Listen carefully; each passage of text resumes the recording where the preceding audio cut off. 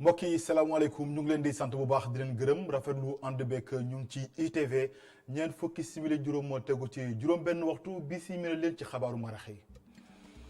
la ca gën a fës maire bu Médina Bamba Fall di yëglu ndax bëggul marché ci leen màbb ci kaw jaaykat yi fa nekk ndax yi tax yu màggat ba jéggi dayoo jaaykat yi fa nekk nag ne yeesal kott kon mooy seen sàkkuteef ndax xam nañu ñàkkub karang gi ëllëw tugg seen kaw dinañ ci dikk nu mu gën a yaatoo ci biir xabaar yi ginnaaw bi ñu jëlee raaya gi ci jëm ci tournoi UFOA ci Sénégal gaynde yi kon jublu ci éliminatoire CHAN bile ni ki ëllëg kon ñooy jonganteeg doomi Guinée yi ca Conakry pàcc wu njëkk bi kon gaynde Sénégal yi ñu daal di dumu woon ñii di waa Guinée benn bal ci dara match ba kon ni ki ëllëg lañ ko daal di jàpp seetlu gi nag ci réew mi mooy lenn ci jigéen ñi kon wóodoo tunub sër mu ne day loole sax cosaanu maam la ñoom nag lañu daal di xamle mooy méngoog jamono mooy lu leen gënal fuuf kon ne fi ñukk la fi maam bàyyi woon seen kàddu dina biir ci biir xabaar yi bu ca lande kon mbokk yi loolee moo gën a fës ci xëtub xabaar yi nees kii bu ca lande ñu ni ci faram fàccee.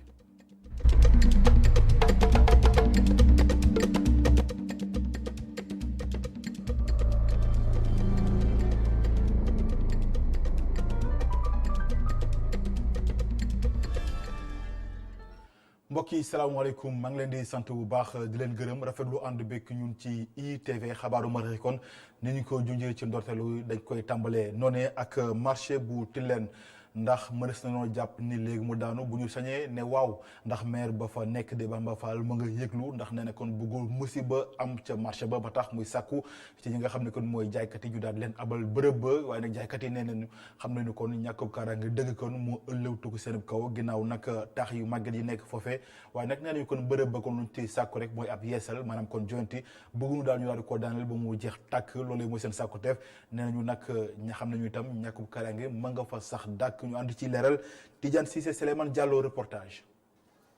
marché bu Tilène ci digg Médina ci ab jàngat bi mu jot a def waa mairie bu Médina nee nañ marché bi wóoratul te ñëpp ñi fiy jaay amatuñu benn kaaraange. marché Tilène dañ ko war a toj ko parce que tey politique da ca war a xoon dafa am ñu ay responsable politique yi dëkkoon Médina dugg ci xeex boo ànd ci ay yenn commerçant yi pour ñu bañ a defar marché bi mais tey boo duggee ci marché bi da ngay gis dal yoo xam ne dafa yàq complètement ba weñ yi génn. xam nga ay du yem ci bopp borom bis bu marché bi daanu du yem rek ci commerçant bi ba ci ñu doon dugg di jënd ci yem kon tey tollootuñu ay marché di lakk ak ay marché di daanu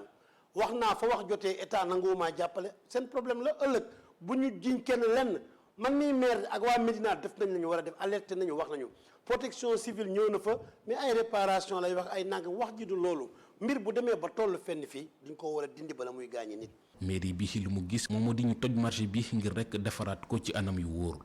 waaye ñi fiy liggéey gisewuñu ko noonu ñoom li ñu bëgg moom moo di autorité yi te remandikat yi fréquenté marché bii lee ndaxte pour ñoom problème bi ci ñoom la jógee. gis nga fee gis nga lu mu mel bu tawee noonu lay ñëwee lii booy ñoo ko yàq ardoise yëpp booy ñoo ko toj dañ nekk si kaw di tuux di naan di xeex di sanante xeer. senge yi moom marché bi moom si bi baagoro fi ñuy jaayee jën yi moom problème bi yëpp senge yi la amuñu beneen problème baat senge yi moom. marché bi moom amul benn problème moom à part que dina am ay trous yu seen à part loolu moom amul benn problème mais man gis naa ni war nañ ko mën a defaraat mais moom côté sécurité moom ça va quoi xam nga commerçant moom boo xoolee moom benn instant intérêt rek lay xool intérêt mooy na toog di jaay di am xaalis defaraat bu ñu nee nañ defaraat ak yooyu ñoom duñ ci sawar. chaque jour mun nañ xëy bañ a dem fu ne waaye marché moom duñ ko manqué. chaque jour dañuy bëgg ñu jàppale ñu defar marché bi pour lii bañ a daanu ci kaw nit ñi. ci bis bi ñu génn la balcon daanu ci biir Médina ba rey ci benn nit li ñu mel bu amaatee ci marché bu Tilène mairie bi di Bamba Fall nee na loolu du doon lu ko bett ndaxte ci li mu jàpp ëpp na lu toll ci juróom benn fukk ci ay bâtiment yi nga xamante ne ay menaces lañu ci kaaraange nit ñi fii ci Médina. Souleymane Diallo Tidiane Cissé di leen gërëm daal di addu ci juróom benn weer ginnaaw bu nu tàmbalee lu nu dippee opération de déguerpissement maanaam xeetu set setal la ci xàllu Ndakaar yi ak ci biir réew mi loolu nag njiitu réew Macky Sall kon moo ko daal di xamle woon ne kon bëggatul a gis mbalit buy jalaa ñëw fii ci réew mi jëwriñ gu ñu dénk wàllu yu mel itam teg ci ay jéego ginnaaw gi loolu nag xëy na nu doxantu ci lenn ci bërëb yi nga xam ne lu mel kon dañ ko fa amal lu ci mel ni stade Léopold Sédar Senghor foofee nag ginnaaw ba nu dàkkee ña fa nekkoon niki tey kon kenn nekku fa waaye nag fu mel ni avenue Lat Dior ak Blaise Diagne dañu fa jëlee woon sampat nañu kër foofee nga xam ne kon dañ leen jëlee woon foofee ñu ànd ci reportage Amar Kane Augustin Mandan. ay commerçant lañu ay mécaniciens ak ay chauffeuru car rapide fii ci rue Jean Jaurès ci avenue Lat Dior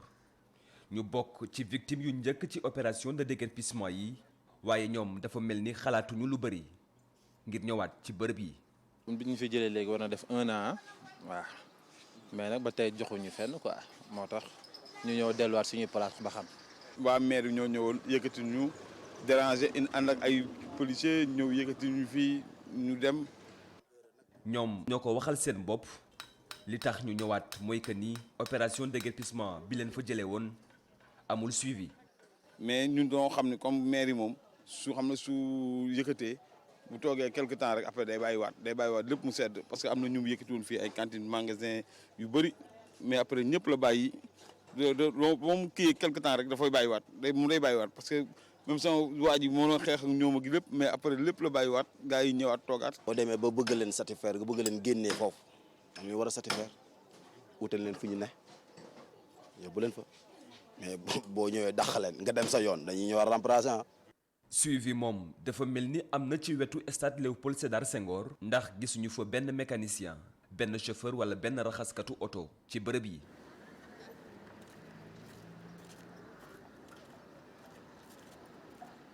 ab grillage sax taxawal nañ ko fa ngir mën a aar bërëb bi. déguerpissement boobu nag dafa mel ni neexul ñu bëri ndax ci ñenn ñi am na gàllankoor yu bëri yu mu jural ñi fi nekkoon. fii ñi fi nekkoon am nañ di dëkk si ñu ngi fii nii ci suuf pont bi fii am na ñoo xam ne ñu ngi fii ci angle yi toog am na ñoo xam ne ñu ngi fii ci koñi toog mais gis nga liggéeykat yi nekk fii borom place yi nekk fii gis nga boo wëree fii angle ba angle ñoom ñoo daan doxal liggéey bi ay jigéen ñoo xam ne jaaykat ataaya ay xale yoo xam ne dañuy jaay ndox maire yi nga xam ne dañuy dëkkoon ci koñ bi fii lañ nekkoon di jaay gerte ci kaar yi fii nii di fi jaay gerte ak restaurant yi nga xam nii borom restaurant yi nga xam ni ñoo nekkoon fii nii fii yëpp ay restaurant lañ tôlier yi fi nekkoon ñëpp fi ñu toll nii kenn xamatu ci li ñu nekk. loolu na waa daa man balay def dara war na koy seetaat ko xool askan yi li ñuy dund. avenue Blaise Diagne aw saa yi nekkoon ci miiru stade Iba Mar Diop bi nekkatuñu fa.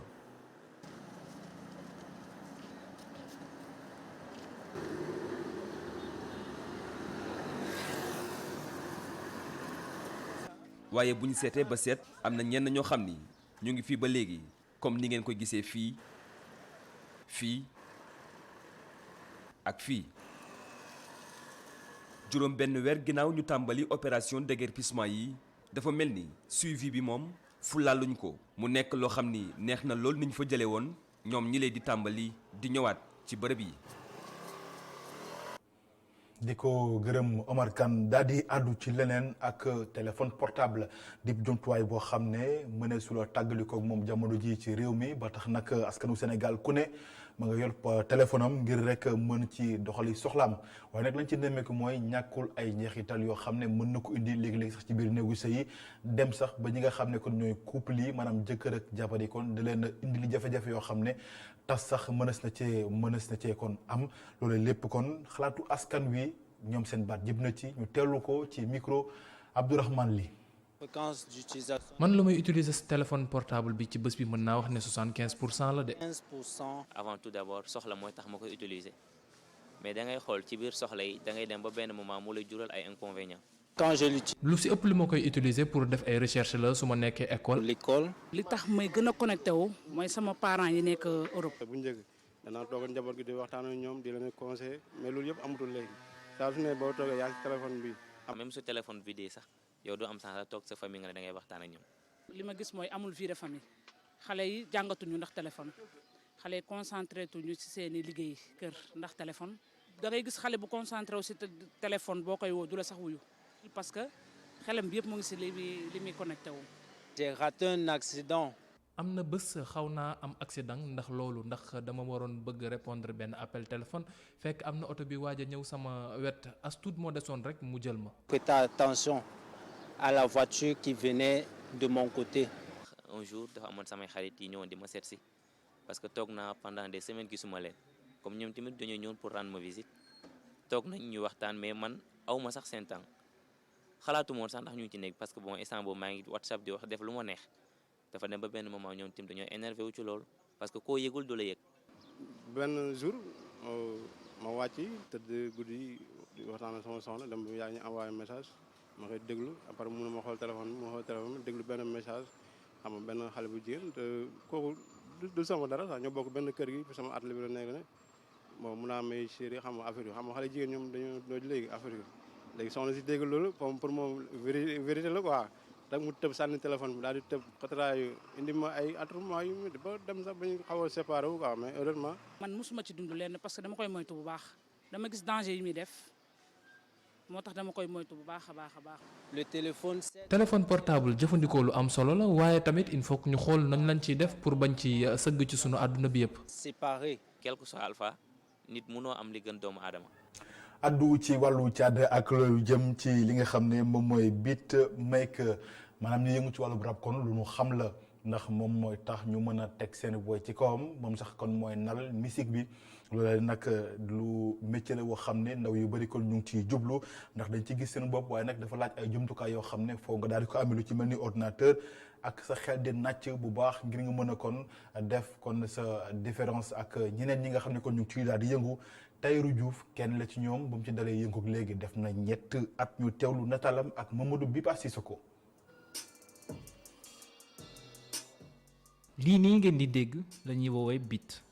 lu am solo ci wàllu rap Tahirou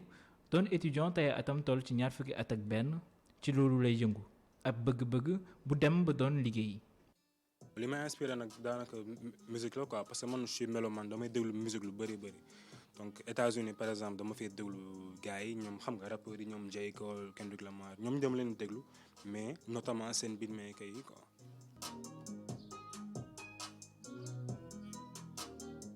ci wàllu musique rawatina ci rap beatmaker doon lu am solo waaye duñ ko faral di fësal. je peux dire que aussi nag fii nii amuñu visibilité quoi kenn xamul lan mooy beatmaker bon kenn xamul ko quoi pratiquement fii bu ñu wax son. dañuy xalaat automatiquement ay xam nga artistes yi nekk ci son bi xam nga les beatmakers gars yi ils ne mettent pas en valeur quoi kenn xamuñu donc.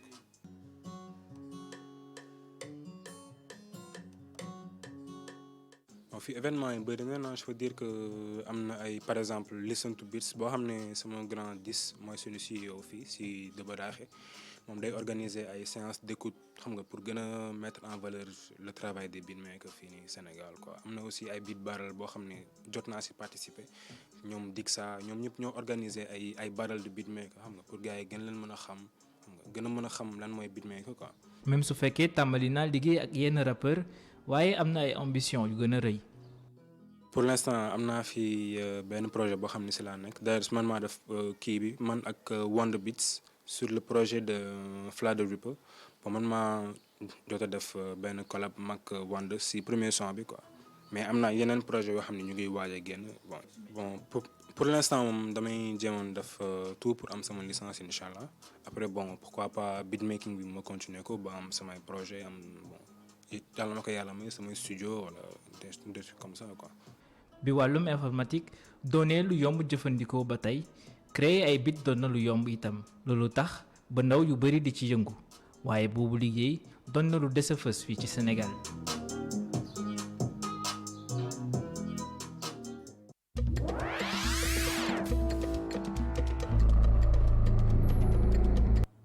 ubbi xëtub bitim réew yi dañ ci ànd ak Mame Abdou Gaye Kassé.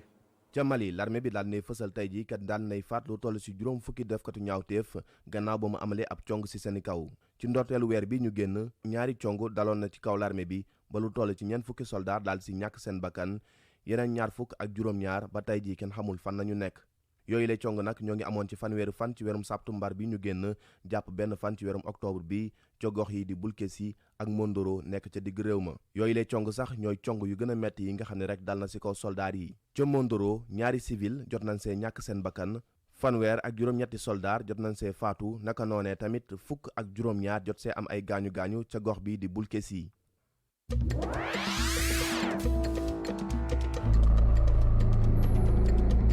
ca Burkina Faso juróomi soldaar daal nañu ñàkk seen bakkan ci benn cong bu am ci camp militaire yu nekk ca Ban ak Yensé nekk ca bët gànnaaru réew ma xew-xew yooyu le nag ñoo ngi am ci guddi àjjuma jàpp gaaw gi ba ñetti waxtu jotee bu ñu sukkandikoo ci benn source militaire jàmmaarloo yu dox ci diggante soldaar yi ak ñii di way fippu yi jàmmaarloo bu metti la woon wante nag ñii di soldaar yi ñoo mujjee sax gañe lii di xeex bi gannaaw loolee gox yooyu le jamono ji lii di l'armée bi moo fa teg tànkam ci yooyu le cong nag lu toll ci ñeenti soldaar ak benn policier daal nañ si ñàkk seen bakkan yeneen ñett nag daal si am ay gaañu-gaañu ba tax na sax ñu daal leen di évacuer.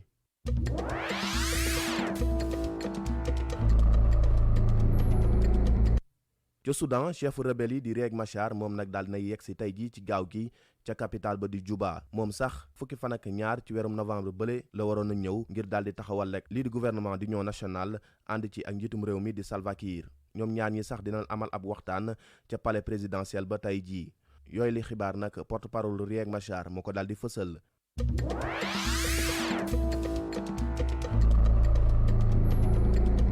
ca Syrie commandant des forces démocratiques syriennes di ab mbootaay bi nga xam ne kurdi yi ñoo si ëpp moom nag mu ngi tuumaal réewum Turquie que ni dafa bëgg a saboter rek lii di cessez-le-feu bi nga xam ni am na ca bët gànnaaru réew ma ndaxte soldaaru Turquie yi le dañuy tere rek ñii di rebelle yi bañ a génn ca dëkk bi di Ras Al Ain moom commandant bi di wuyoo ci turu Mazloum Abdi ci benn entretien téléphonique moo ngi wax ni nag accord bi nga xam ne rek Washington am na ko ci fukki fan ak juróom benn ci weerum octobre bi ngir ñu mën a ubbi ab couloir humanitaire ñii di Turquie yi nag respecté wuñu accord boobule ndaxte ca Ras Al Ain lu weesu soldaar yi le ñii di way loru yi ak civil yi daanaka kenn mënu fa génn.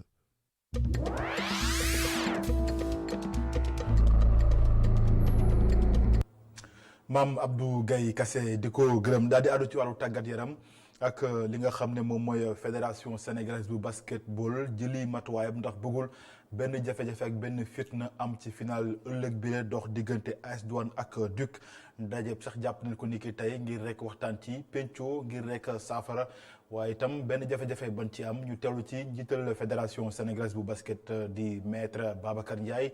ay kàddoom ci micro Sékou Seydi. c'est un match très important. match bi match bu am importance la loolu nangu nañ ko waaye ak lu mu mënti am importance foofu ñaari équipe yi ak seen dirigeants yi def seen xel ne fair play moo war a jiitu ci lépp loolu moo tax ñun woote nañu ab réunion ngir taseeg ñoom ñëpp xool nañ la ñuy jouer match bi ci yenn modalité lañ ko war a def lan lañ leen war a mën a jàppale mais tamit fédération du banque loxoom toog di leen seetaan kese ñun tamit dinañ jël si lépp loo xam ne disposition la mesure moo xam ne jar na ñu def ko ngir xool match bi nan lañ koy superviser bi pas duñ nangul lenn laa la wax loo xam ne dina ñëw ngir mën a yàq final bi. Nous n'accepterons pas pour quelque motif que ce soit voilà des faits et gestes qui viendront pour gâter la fête. mu nekkoon maître Babacar Ndiaye mi fay président fédération sénégalaise bu basket des ba tey ci boobu lay jongante dox diggante AS Douanes ak Dakar Université Club ni ki ëllëg kon lañ ko daal di jàpp loolu nag jëm ci championnat bi laataa ñuy amal final coupe du Sénégal ñu jàpp ko ñetti fan ci weeru novembre weer wi ñu dégmal waaye nag jàppale ni kon Douanes jël na ñetti yoon lu jëm ci raw gàddu gile kon ndogante ni ki ëllëg bi jongante la boo xam ne bu am solo la ci ñaari équipe yi moo tax kon kenn ku nekk ci ñoom ñaar di lali pexem kon ngir mën a jël bépp lépp raaya lu ci mënti am kon du ñàkk yeneen jotaay xabaar bu ci alante di ngeen dégg ñiy tàggat Duc ak ñiy tàggat yi nga xam ne ñooy waa Douanes seen kaddu dina biir ci biir xabaar yi bu ci alante waxtaanee nag lu jëm comme ni mu leen ko junjee ci ndorteelu xabaar yi ak championnat bu Sénégal rawatina li jëm ci tournoi UFOA xam ngeen ne nag dibéer gu nu génn lañ ko daal di ndar kafe fii ci réew mi gaynde Sénégal yi kon ñoo ko daal di jël gu nekk Serigne Saliou Diaw yi kon daal di kon jublu ci leneen lu jëm nag ci éliminatoire CHAN yile loolu nag tax ba niki ëllëg dana jongante ak waa doomi Guinée yile loolee gën jëm rek ginnaaw àll bi nga xam ne kon gune Sénégal yi ñoo leen daanoon benn bal ci dara max bi niki ëllëg la ñu koy footballé ca Conakry Cheikh Hassana Fall. ci ab xel bu dal la Sénégal war a mën a duggee ci match retour bu CHAN bu 2020 bi ñu war a amal ñun ak waa Guinée ci dimanche bi la ci ñeenti waxtu ci ngoon moom mi am ndam ci tournoi UFOA bii ñu génn ci jonganteem ak waa Ghana équipe nationale locale bi war a dem fële ca Conakry waaye mu am ab avance bu ndaw boo xam ne am na importance su benn but objectifu ndaw Serigne Saliou Dia yi mooy doon ñu romb bërëb bi xam ne mooy élimination yi xam ne ca 2011 ba léegi mënuñ ko romb suñu seetloo sax de ci at yooyu yëpp benn équipe dafa mel ne moom moo ñuy téye ci yoon bi muy waa Guinée victoire bu ñu mujj am ci manche aller ba 1-0 ak parcours bu rafet bi xam ne Lions locaux yi def nañ ko ci tournoi UFOA bi ñu jëlee ci ab ndam nekk na loo xam ne mën naa tax ñu am yaakaar ab groupe bu technique te pare physiquement locaux yi wane nañ seen bopp ci tournoi UFOA bi te wane tamit mën nañoo jëli ji seen qualification foofee ca Guinée ngir bañ a luppeeti 4e édition de suite bu tournoi bi lee ab adversaire boo xam ne sax moom ci tournoi UFOA bi ni mënul woon dund bu baax a baax ñu xam la rek ne kiiti entraîneur bi di Serigne Saliou Dia moom groupe ba demoon ci UFOA bi moom la jëlaat yóbbu ko fële ca Guinée.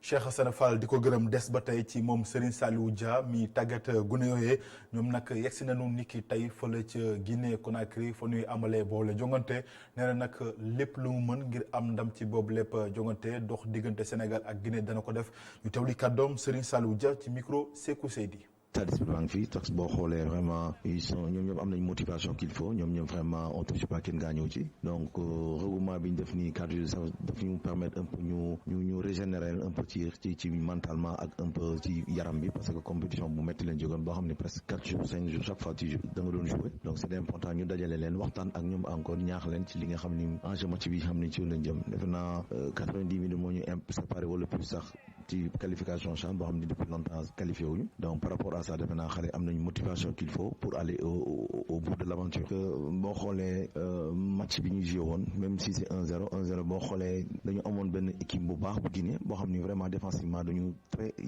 organisé woon bu baax ce qui fait que ñun on avait tenté tout mais chaque fois dañ doon dajeek ñoom seen mur bi voilà mais yàlla may ñu am benn defe naa loolu ñu ko xeeb benn boobu c'est quelque chose parce que moom pour mu jàll il faut mu dugal ñu 2 te defe naa pour mu dugal ñu il faut mu génn il faut du am même stratégie bi mu amoon à Thiès donc loolu mooy am solo donc par rapport ak moom lépp nu muy réagir dans le terrain ñun am nañ plan yu ñu préparé boo xam ne lu mu ci def rek ñun peut-être dinañ mën a adapté li am solo daal encore une fois bu arbitre bi tas yàlla defal ñu jàmm defal ñu salaam ba ñu am benn résultat positif pour mën a jàll encore. kon gaynde Sénégal yi ñu ñaanal leen ndam niki ëllëg seen digganteeg doomi Guinée yi daanu kon ci gëstu gi ci njorteelu xabaar yi du ñu naan leen ko mooy seetlu gi ni lenn ci soxna yi ci réew mi du ñu woddu ñeneen sax ñoom mënuñ ko sax faf loole nag ne lu jëm nag ci wàllu woowee ñoom jàpp nañu nag kon loolu bëgg daal mooy méngoog jamono mu ne de koddu ko sër lu méngoog jamono la waaye tamit lu fi maam bàyyi la maanaam cosaan la ñoom daal di kon jàpp nañu ni loolu bëgg daal mooy méngoog jamono ba nga xam ne dara du leen dem dara kon du dem bàyyi leen fii ba tax kon ñu daal di jël sër yeeg lépp lu ci aajo dugal kon ci waxande yi jublu ci leneen moo xam pantalon wala jiin ñu ànd ci leeral ak ki nga xamante ne ni moom mooy Alioune Gueye ak Souleymane Diallo ci leeral. woddu nekk lu yàgg ci taarixu Afrique waaye jamono jile xale yu ndaw yi jigéen ñi taamu ay pantalon robe ba ci yeneen tenue yu bees yi lan moo ko waral. xam nga rek dañu nekk ci monde boo xamante ni ça évolue te xam nga wodd moom ni ñu mënul yarewoo ci suñu kër maam yi wala ay nekk ak ay mag. ñu wan ñu ni ñuy woddee parce que wodd dafa am côté buñ koy teg ak côté buñ ko dul teg. man mii par exemple su ma nekkee suñu kër soo robe sama xel yi ñuy jaay marché HLM man moo ma gënal wodd sor sër parce que robe bi du laaj ngay dem di jël eau wala ngay jël benn yére teg ci sër bi doo ko dem da ngay jël robe bi rek soldat de dem. man tubéy moo ma gënal ndax xale laa ku nekk ak loo sentir rek man tubéy laa sentir. waaye bu ñu dégloo mère bi le lii di woddu baax na loolu. ñàkk a woddu bi baaxul ci jigéen. góor gi bu lay xool ni day xool sa cër yëpp sa cër yi góor war a koo gis lu mooy sa jëkkër jigéen ñi moom woddu moo war ci ñoom balaa nga am format doon nit dangay woddu waaye pantalon yii ñu xewal nii dara baaxu ci. xale bu jigéen bii gis ni dañoo war a sàmm suñu ay valeur. gars yi dañu roy lu bari ci tubaab yi. te su ma sañoon ñu xaw a nekk à l'africaine daal parce que woddu lañ xam ak sër yooyu genre mais ñoom dañuy bëgg sol tubéy sol lépp en même temps. Bernard Dadier doon wax ci livre am boobu mu bindoon di Pagne Noire woddu mooy suturaal jigéen kenn waru koo xaawi waaye ñu gis ni jamono jile xale yu jigéen yi taamu yeneen façon solin. ñu ngi koy gërëm Alioune Gueye kon mbokk yi loolee moo laf làccu xabaaru marax yi sant leen bu baax gërëm leen ci ànd beeg ñun ci ITV rédaction bi jox leen dox daje 19h45 ci xabaar yi ci kàllaama tubaab ci yaatal ak Adama Anouchka Ba fii ak boobu ngeen woy di ànd ak ñun suñuy programme ci ITV ndax mbiri ngi ci ma jox leen dox daje 22h30 bu ci àllandee ci jukkib xabaar yi jërë ngeen jëf.